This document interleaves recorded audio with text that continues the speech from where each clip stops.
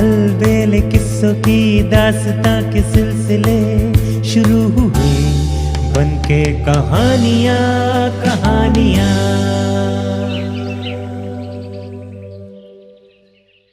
आइए सुनते हैं आज की कहानी, ईमानदारी का इनाम। बहुत पहले की बात है, किसी गांव में श्रवण नाम का एक बहुत ही गरीब व्यक्ति रहता था। उसके पास रहने के लिए घर में कुछ नहीं था। कोई छोटा मोटा काम करके ही वो अपना गुजारा करता था। ऐसी स्थिति में भी उसे किसी ने कभी दुखी नहीं देखा। वो हमेशा खुश रहता था। वो सच्चा और ईमानदारी व्यक्ति था। वो कभी किसी से झूठ भी नहीं बोलता था। श्रवण स्वयं खुश रहता था और औरों को भी खुश देखना चाहता था। कभी भी वो किसी का बुरा नहीं सोचता था। वो सभी से अच्छी तरह बोलता था। सभी के प्रति उसका व्यवहार एक समान रहता था। वो सबकी सहायता करता था। वो राजा के दरबार में पानी पहुंचाने का काम किया करता था। श्रवण अपनी जिंदगी से बहुत खुश था। एक दिन राजा के दरबार में पानी लेकर आते हुए उसे एक चांदी का सिक्का मिला। उसने बर्तन जमीन पर रखे और वो सिक्का उठा लिया। उसे यकीन ही नहीं हो रहा था कि उसके पास चांदी का सिक्का है। सिक्का लेकर वो खुशी से फूला न समाया। उसने अपने जीवन में पहली बार चांदी का सिक्का देखा था। कड़ी मेहनत करने के बाद ही उसे 2 वक्त की रोटी मिलती थी। उसे तो आशा ही नहीं थी कि वो कभी जीवन में चांदी का सिक्का देख पाएगा। आज चांदी का सिक्का पाकर उसकी खुशी का ठिकाना नहीं था। बचपन में ही श्रवण के माता पिता का देहांत हो चुका था। उसे बचपन से ही मेहनत मजदूरी करनी पड़ी ताकि 2 वक्त की रोटी जुटा सके। बड़ा होने पर वो भिश्ती का काम करने लगा। इस काम से भी उसे रूखी सूखी रोटी और फटे पुराने वस्त्र ही पहनने को मिलते थे। फिर भी श्रवण अपनी इस जिंदगी से खुश था। चांदी का सिक्का मिलने से श्रवण नए नए सपने देखने लगा। अब उसे ये चिंता सताने लगी कि उसकी तो झोंपड़ी भी टूटी फूटी है। वो इस सिक्के को कहाँ रखे ताकि कोई चुरा ना सके। सिक्के को सुरक्षित रखने के लिए श्रवण बहुत ही चिंतित और परेशान था। अंत में उसने सिक्के को राजदरबार के किले के पास वाले किले में छिपाने का निश्चय कर लिया। सिक्के को छिपाने के लिए उसे इससे सुरक्षित जगह दूसरी नहीं दिखी। इसलिए वो राजदरबार के पास वाले किले में पहुंच गया। बहुत देर तक सोचने के बाद श्रवण ने दीवार से एक ईंट निकाली और सिक्का रखने के बाद ईंट को पहले के समान ही लगा दिया ताकि किसी को कोई संदेह न हो। इसके बाद श्रवण ने ईंटों को गिनकर दीवार पर एक छोटा सा निशान बना दिया ताकि जरूरत पड़ने पर वो इस सिक्के को निकाल सके। इसके बाद श्रवण किले से बाहर आया और उस दीवार का चित्र अपने दिमाग में अच्छी तरह से बैठा लिया ताकि जीवन भर कभी न भूल सके। चांदी का सिक्का मिलते ही श्रवण अपनी शादी के सपने देखने लगा। वो सोचने लगा, अब मैं गरीब नहीं हूं, मेरे पास भी खजाना है। मेरे साथ तो कोई भी अपनी पुत्री का विवाह कर देगा। सिक्के के मिलते ही उसे सारी खुशियां मिल गई। वो यही सोचता रहा कि एक सुंदर सी लड़की से विवाह करूंगा और हम दोनों सुख से रहेंगे। मेरी पत्नी मेरा बहुत ध्यान रखेगी और मेरा सारा काम करेगी। विवाह का विचार आते ही श्रवण की खुशी का ठिकाना नहीं रहा। एक बार श्रवण के दोस्त ने उससे शादी की बात कही थी। बस फिर क्या था, श्रवण ने अपना काम पूरा किया और अपने दोस्त के घर जा पहुंचा। श्रवण ने अपने मित्र से दुआ सलाम की और विवाह की चर्चा का आरंभ कर दिया। श्रवण ने कहा, मित्र, आपकी बात मेरी समझ में आ गई है। अकेले जिंदगी बिताना बहुत कठिन है। मैंने शादी करने का निश्चय कर लिया है। श्रवण के दोस्त ने कहा, मित्र, मैं कल ही तुम्हारे विवाह की बात करने जाऊंगा और तुम्हारा रिश्ता पक्का करके ही लौटूंगा। तुम अपने विवाह की बात पक्की समझो। इस प्रकार श्रवण विवाह की बात पक्की करके अपने घर लौट आया। उसकी खुशी का कोई ठिकाना नहीं था। श्रवण को आज अपने सारे सपने पूरे होते हुए नजर आ रहे थे। उसके मन में तो खुशी के लड्डू फूट रहे थे। तभी श्रवण के मित्र ने वहां आकर उसे गले लगाया और कहा कि 1 सप्ताह बाद उसकी शादी निश्चित कर दी है। श्रवण की शादी की खबर धीरे धीरे पूरे गांव में फैल गई। सबने श्रवण के विवाह में बहुत आनंद लिया और प्रेम से उसकी सहायता भी की। गांव वाले ने श्रवण को बहुत सारे उपहार दिए। पूरा गांव उसकी शादी से बहुत खुश था। शादी के बाद सभी रिश्तेदार अपने अपने घर चले गए। श्रवण की पत्नी उसे हर तरह से खुश रखने की कोशिश करती। पति पत्नी अपनी नई दुनिया में बहुत खुश थे। दोनों आनंद पूर्वक अपना जीवन बिताने लगे। श्रवण अपनी पत्नी पर बहुत भरोसा करता था। उसने चांदी के सिक्के वाली बात अपनी पत्नी को बता दी और ये भी बता दिया कि सिक्का उसने कहाँ छिपाया है। श्रवण की पत्नी ने कहा, स्वामी, चांदी का एक सिक्का मेरे पास है, आप भी अपना सिक्का निकाल लाओ।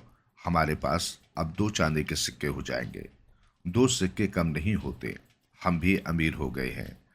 अब हम हंसी खुशी से रहेंगे और मौज मस्ती करेंगे, घूमेंगे फिरेंगे और जीवन का आनंद लेंगे।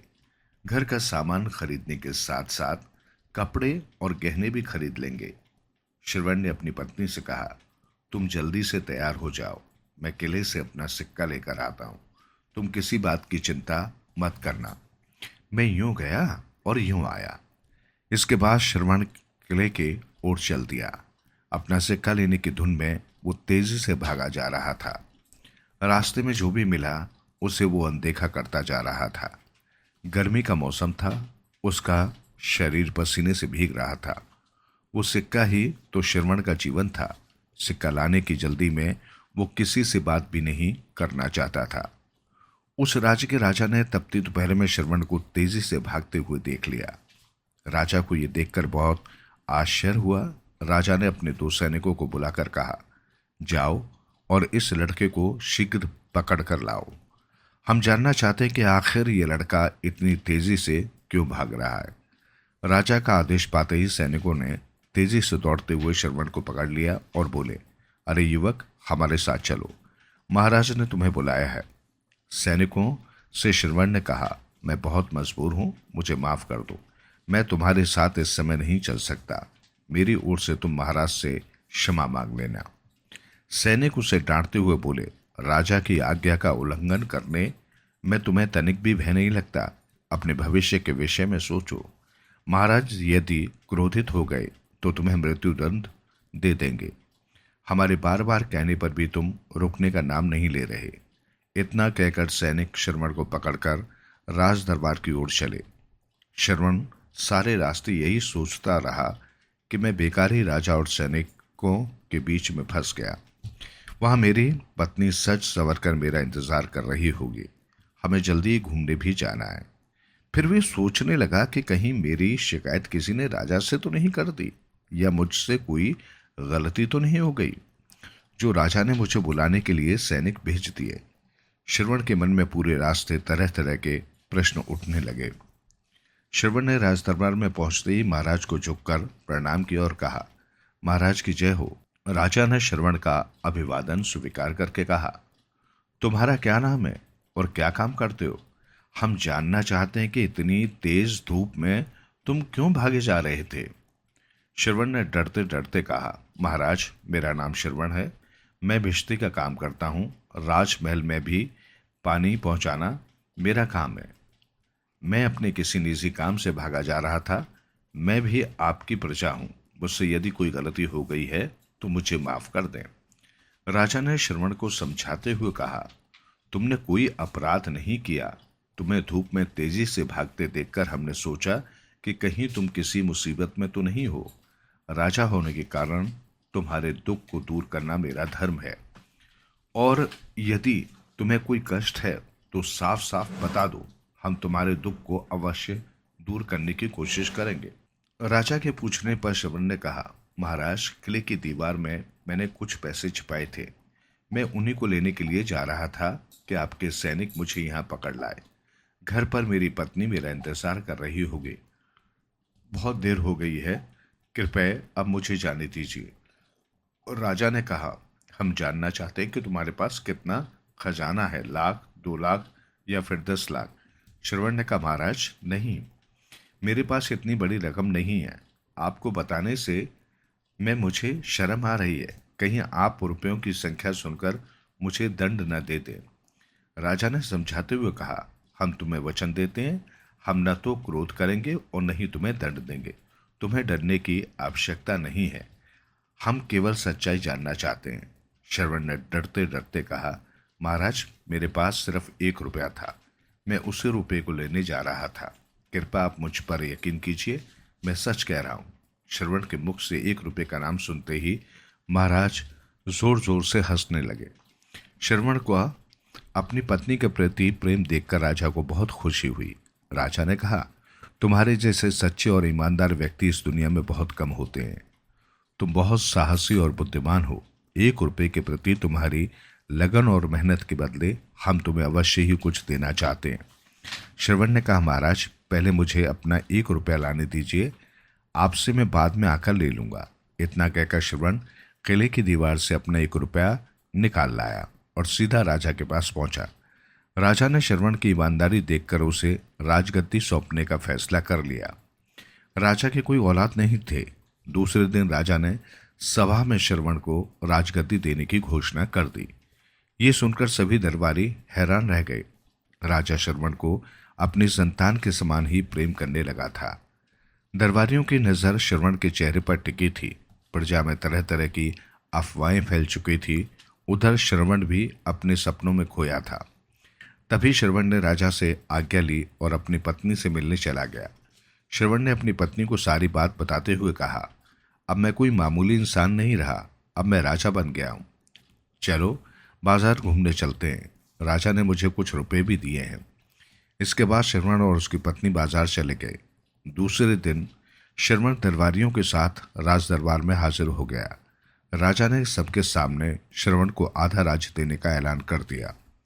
तभी श्रवण ने कहा, महाराज, राज्य के उत्तरी भाग में किला है, उसी किले में मेरा 1 रुपया रखा था। मैं चाहता हूं कि आप मुझे राज्य का उत्तरी भाग दे दीजिए। श्रवण की बात सुनकर महाराज और सभी दरबारी जोर जोर से हंसने लगे।